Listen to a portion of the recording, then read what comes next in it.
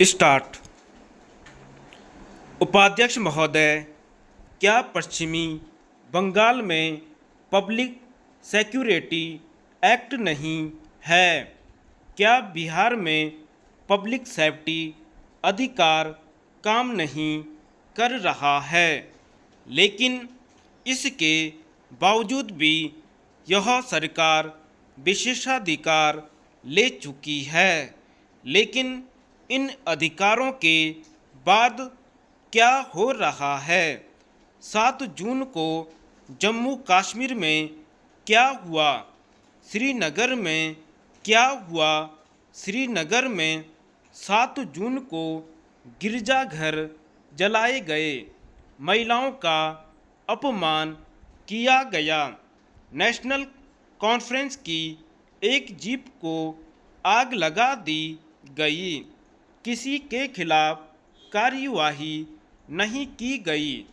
आप अधिकार लें और कार्यवाही न करें तो अधिकार लेना व्यर्थ है, और आप अधिकार लें और उनका दुरुपयोग करें तो अधिकार देना घातक है।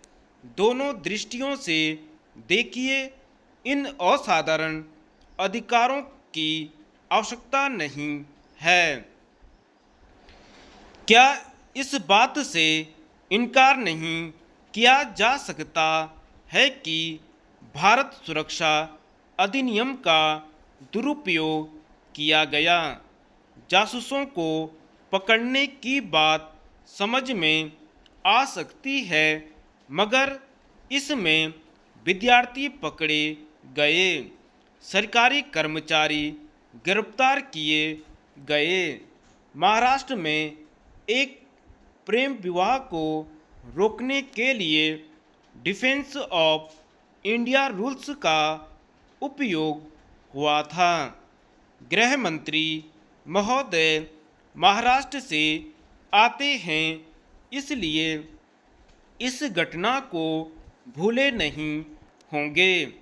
जिनको अधिकार दिया, उन्होंने अधिकारों का दुरुपयोग किया, इसलिए अब वे अधिकार लेने के अधिकारी नहीं हैं। जिन सीमावर्ती क्षेत्रों में गृह मंत्री महोदय आपातकाल की स्थिति सीमित रखना चाहते हैं, वहाँ पर्याप्त अधिकार हैं।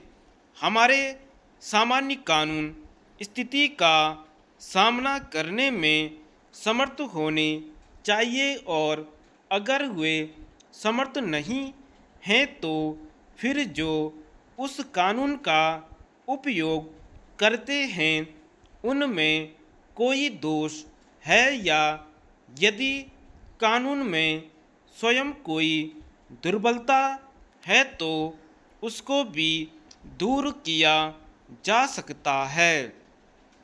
हम इस प्रकार के किसी भी प्रश्न पर विचार करने के लिए तैयार होंगे कि नागरिकों के मूलभूत अधिकारों का दमन या स्थगन किए बिना देश पर आने वाले संकट का सामना किया जा सके।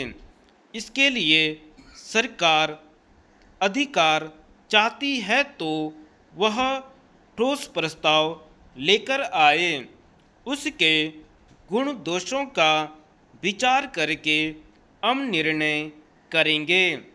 लेकिन हम इस तरह के अधिकार देने के लिए तैयार नहीं हैं जिन अधिकारों का शासन दुरुपयोग कर सके, और जो अधिकार आज की स्थिति में आवश्यक भी नहीं दिखाई देते।